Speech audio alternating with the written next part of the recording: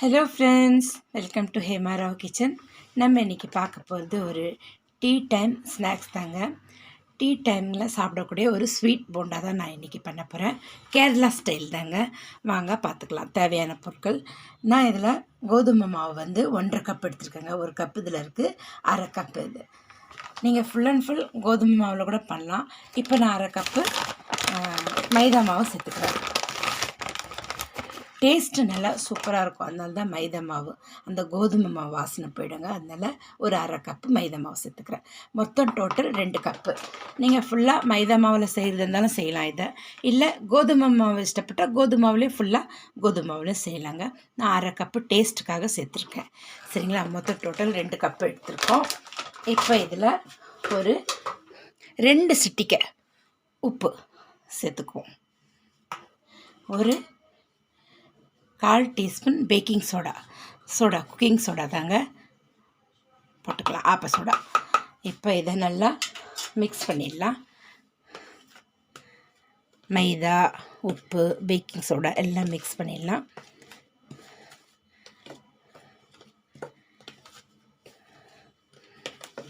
நல்லா மிக்ஸ் பண்ணி இதை ஒரு ஓரம் வச்சிடலாம். இப்போ ஒரு 1/4 கப்பு தேங்காய் துருவல் எடுத்துருக்கேன். 1/4 கப் இல்லைங்க, ஒரு அரை கப் இருக்கும். அரை கப் எடுத்துருக்கேன். சரிங்களா? 1/4 கப்பு வெல்லம் எடுத்துருக்கேன். இப்போ இந்த வெல்லத்தை நம்ம காசி வடிகட்டி எடுத்துக்கலாம். ஒரு 3 வாழைப்பழம் சின்னதாக எடுத்துக்கோங்க. சிறு வாழைப்பழம், கற்பூர வாழைப்பழம் எதுவாக இருந்தாலும் எடுத்துக்கோங்க. சரிங்களா? 3 வாழைப்பழம் எடுத்துக்கோங்க. இப்போது ஏலக்காய் ஒரு 5 எடுத்து, முழு ஏலக்காவை எடுத்து நான் அது உள்ளே இருக்கிற விதையை மட்டும் எடுத்து வச்சுருக்கேன். நம்ம மிக்ஸி ஜாரில் போட்டு அரைச்சிக்கலாம். இப்போ இதை ஒரு மிக்ஸி ஜார் எடுத்து நான் கட் பண்ணி போட்டுக்கிறேங்க. இதெல்லாம் கட் பண்ணி போட்டு காட்டுறேன், பார்க்கலாம். பாருங்கள், கட் பண்ணி போட்டுட்டேன் வாழைப்பழத்தெல்லாம். இப்போது இந்த தேங்காவையும் இதிலே சேர்த்துக்கலாம்.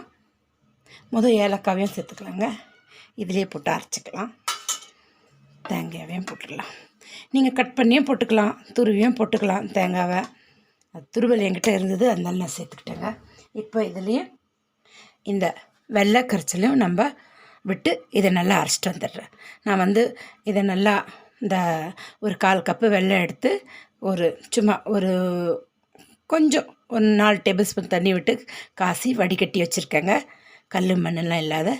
இதையும் நம்ம இது இப்போ நான் அரைச்சி எடுத்துகிட்டு வந்துடுங்க, பார்க்கலாம். இப்போ அரைச்சின்னு வந்துட்டோங்க. அதை நம்ம இதில் விட்டுக்கலாம். மாவில்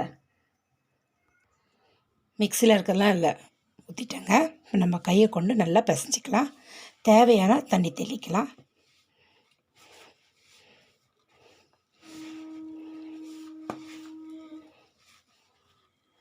இப்போ நம்ம இந்த மிக்ஸி ஜார் கழுவின தண்ணியை விட்டுக்கலாங்க.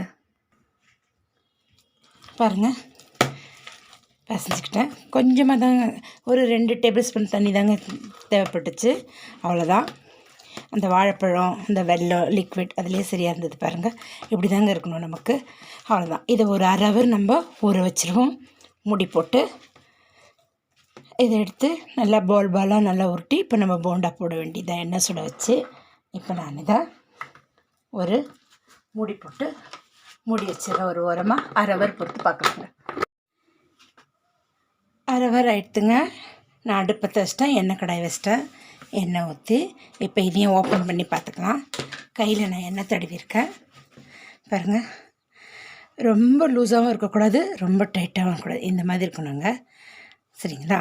இப்போ இதை நம்ம கையில் எண்ணெய் தடவி இருக்கிறதால இதை போலாக பிடிச்சி இதில் போடலாம். இப்போ ஹை ஃப்ளேமில் வச்சுருக்கேன். போடும்போது நம்ம ஸ்லோ பண்ணிக்கலாம். ஸ்லோ ஃப்ளேமில், அப்போ தான் உள்ள வரல நல்லா வெந்து வருங்க. அந்த மாதிரி இந்த அளவுக்கு போட்டுக்கோங்க. அப்போ தான் இது நல்லா உள்ள வரலாம் வெந்து வருங்க. இந்த கடாயில் நமக்கு எத்தனை வருதோ இந்த அளவுக்கு போட்டுக்கலாம்.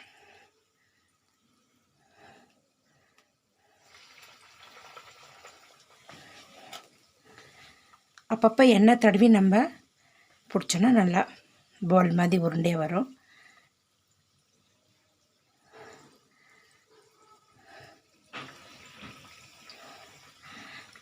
ஸ்லோ ஃப்ளேமில் செய்யுங்க, அப்போ தான் நல்லா வெந்து வருங்க. இப்போ இது இன்னும் ஒன்று போட்டுட்டு ஒரு 2 நிமிஷம் இல்லைன்னா 1 நிமிஷம் பொறுத்து இதை திருப்பி போடலாம். இன்னும் ஒன்று போட்டுறேன்.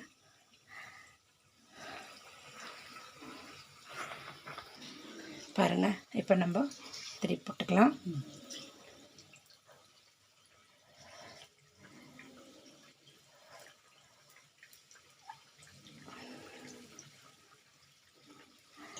வெல்லம் வந்து நான் லிமிட்டாக போட்டிருக்கேங்க. உங்களுக்கு இனிப்பு வேணால் நீங்கள் கொஞ்சம் கூட கூட போட்டுக்கலாம். இதே மாதிரி நல்லா கோல்டன் ப்ரௌன் ஆனதும் நம்ம இதை எடுத்துடலாங்க. அவ்வளோதாங்க, பாருங்கள் ரெடி ஆகிடுச்சு. இதே மாதிரி நான் எல்லாத்தையும் சுட்டுட்டு பிளேட்டிங் பண்ணும்போது காட்டுறேன். இது குழந்தைங்களுக்கு நீங்கள் ஸ்நாக்ஸாக கொடுக்கலாம், லஞ்ச் பாக்ஸில் கூட கொடுத்து அனுப்பலாம். நல்லா சாஃப்டாக ஸ்மூத்தாக இருக்குங்க. ரொம்ப ஈஸியாக செஞ்சிடலாம், பெரியவங்களுக்கும் பிடிக்கும். டீ டைமில் நம்ம கொடுக்கலாம். சரிங்களா? இன்னொரு வாட்டி ஒரு போட்டு காட்டிடுறேன் இதே மாதிரி. அதுக்கப்புறம் நம்ம ஒரு இன்னொரு போட்டுடுறாங்க. நீங்கள் சின்னதாக வேணாலும் சின்னதாகவும் போட்டுக்கலாம். ஆனால் போண்டா நல்லா பெருசாக இருக்கணுனால பெருசாக போடுறேன். பயப்படாதீங்க, வெந்துடும். ஏன்னா நம்ம ஸ்லோ ஃப்ளேமில் செய்கிறதுனால வெந்துடுங்க. இப்போ இந்த எல்லாத்தையும் சுட்டு எடுத்துகிட்டு நான் காட்டுறேன், பார்க்கலாம். இன்னொரு பேட்சும் சுட்டு எடுத்துட்டேங்க. அவ்வளோதான், இன்னும் கொஞ்சம் மாவு இருக்குது, போட்டு அதையும் எடுத்துகிட்டு பிளேட்டிங் பண்ணி காட்டிடுறேன். லாஸ்ட் பேட்ச்சு எடுக்கிறேன். ஸ்டவ் ஆஃப் பண்ணிடலாம். இதே மாதிரி நீங்களும் செஞ்சு பாருங்கள். சூப்பரான டீ டைம் ரெசிப்பிங்க. செஞ்சு பார்த்துட்டு எப்படி இருக்குன்னு கண்டிப்பாக சொல்லுங்கள். குழந்தைங்களுக்கு பெரியவங்களுக்குலாம் ரொம்ப பிடிக்கும். டீ கூட செஞ்சு கொடுத்து பாருங்கள். பார்க்குறதுக்கு அப்படி இருக்குன்னு ரொம்பவே சாஃப்டாக ஸ்மூத்தாக இருக்குங்க. சுடுது. சரிங்களா? செஞ்சு பார்த்துட்டு எப்படி இருக்குன்னு கமெண்ட் பண்ணுங்கள், லைக் பண்ணுங்கள், சப்ஸ்கிரைப் பண்ணுங்கள். மறக்காமல் பெல் பட்டன் அழுத்துங்க. அப்போ தான் நான் போடுற வீடியோ உடனுக்குடனே வந்து சேருங்க. மீண்டும் நம்ம அடுத்த வீடியோவில் சந்திக்கலாம். தேங்க்யூ ஃபார் வாட்சிங்.